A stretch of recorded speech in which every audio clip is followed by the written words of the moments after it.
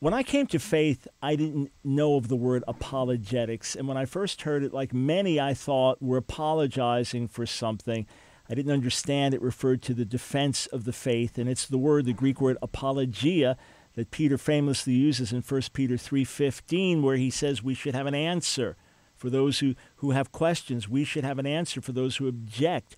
And of course, over the years, as a Jewish follower of Jesus, I got thrown in kind of the deep end of the pool, let's say the deep end of the ocean, and had to learn to swim on my own against the waves because I dealt with learned rabbis, devoted rabbis, men who had been studying Hebrew their entire lives, men who had forgotten more than I had learned, and here I am coming to them just with my English Bible and telling them who Jesus is, and they had, answers that challenged me and stuff, and ended leading to years of studying my PhD in Semitic languages from NYU and writing a 5-volume series on answering Jewish objections to Jesus, etc., and having many, many debates with rabbis. I would gladly have one time a week if I find rabbis that are willing to debate me. Most of them choose not to or prefer not to for a number of reasons.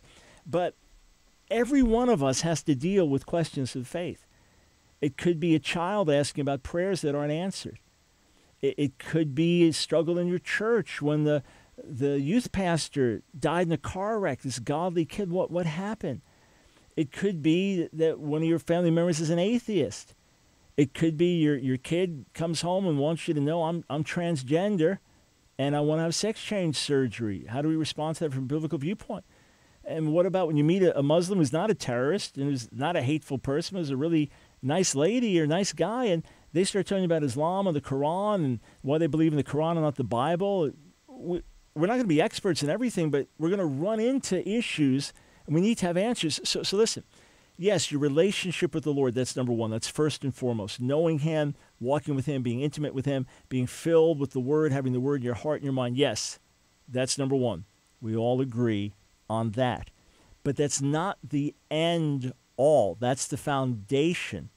And renewing our minds and being able to respond intelligently to others is so, so important. Look, at the end of Acts, the 18th chapter, it tells us about Apollos. He was mighty in the Scriptures, but he had only known about the message of Jesus through John the Immerser, John the Baptist. So Priscilla and Aquila, they taught him the rest of what had happened, the life and ministry of Jesus, Yeshua, his death, his resurrection.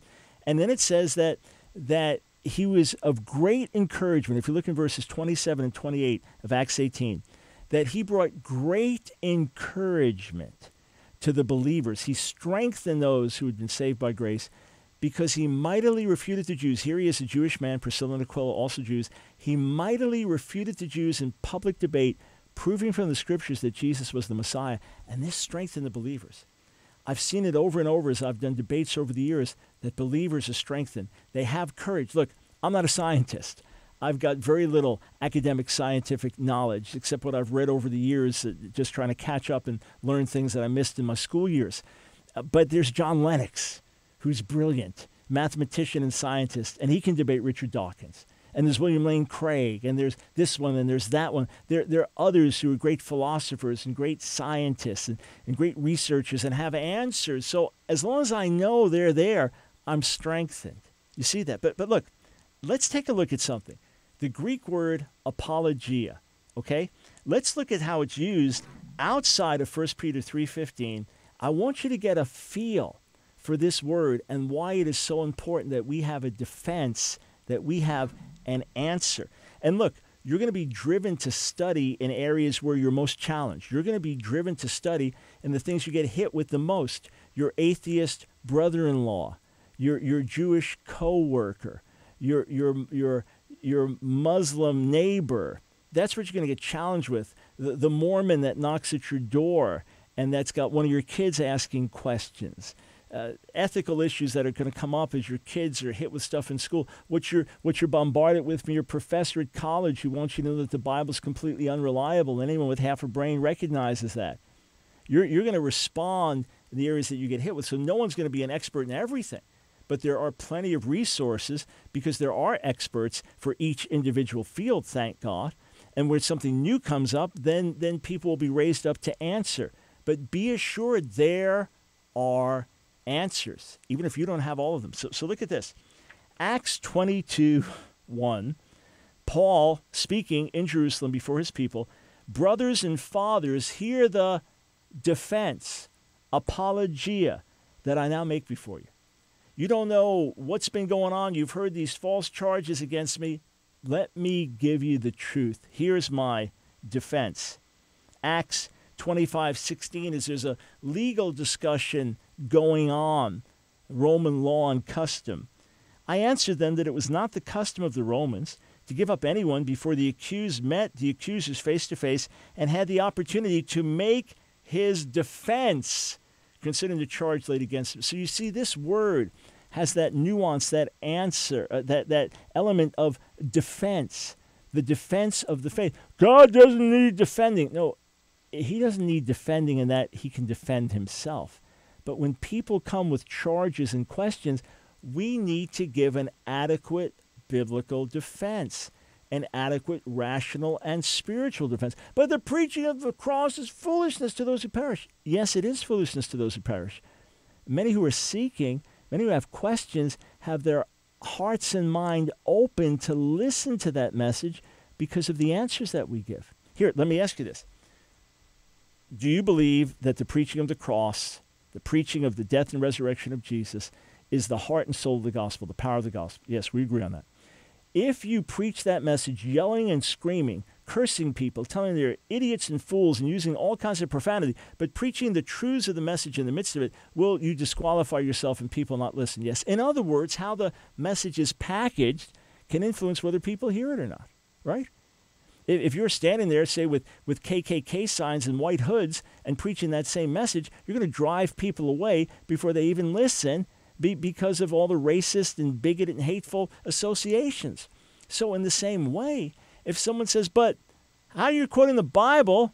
The Bible's outdated, and we don't even have a manuscript within 1,000 years from Jesus. And you can say, no, actually, we have thousands of manuscripts from within a few hundred years, and we've got all kinds of evidence. And have you actually read the Bible yourself? And the person's willing to listen. And maybe even if that person mocks, the others will say, he's got something to say. 1 Corinthians 9:3, as Paul is explaining things against his critics, this is my apologia. This is my defense. This is my answer to those who would examine me. 2 Corinthians 7:11, that the Corinthians, when they were deeply convicted of sin, they wanted to do everything they could to prove themselves innocent. Here is our defense. Here is our answer. Philippians 1:7, it is right for me to feel this way about you all, to have confidence in the growth of the Philippians, because I hold you in my heart. For you are all partakers with me of grace, both in my imprisonment and in the defense, the apologia, the defense and confirmation of the gospel. Paul said, this is my ministry. This is who I am. This is what I do. And I am in prison for my defense of the gospel. Again, not being defensive or apologetic, but a truthful answer to silence the critics, a truthful answer to help the honest seeker. Philippians 1:16, again, reaffirming that he is in jail for the defense, the apologia of the gospel. It's even in terms of just a legal defense, 2 Timothy 4:16. At my first defense, Paul says, no one came to stand by me. When I was defending myself before Caesar, when I was defending myself before Rome, no one came to stand by me. Defense, answer, a rational, clear response to silence the critics, to defend the truth, to exalt the truth, to help the seeker. And then 1 Peter 3:15, honor the Messiah as Lord. The Messiah as Lord is as holy, quoting from Isaiah the 8th chapter, always being prepared to make a defense to anyone who asks you a reason for the hope that is in you, yet do it with gentleness and respect. Of course, 1 Peter 3:15 being the most famous verse and the key text for apologetics. This word is found in the New Testament a bunch of times. It's something that applies outside of just defense of the faith. It is having an adequate answer. Everything we need is found in God and his wisdom and his word. Let us be well equipped, because there are many seekers who come angry, hostile, critical. But when you give them an answer with gentleness and respect, it paves the way for the gospel to go forward.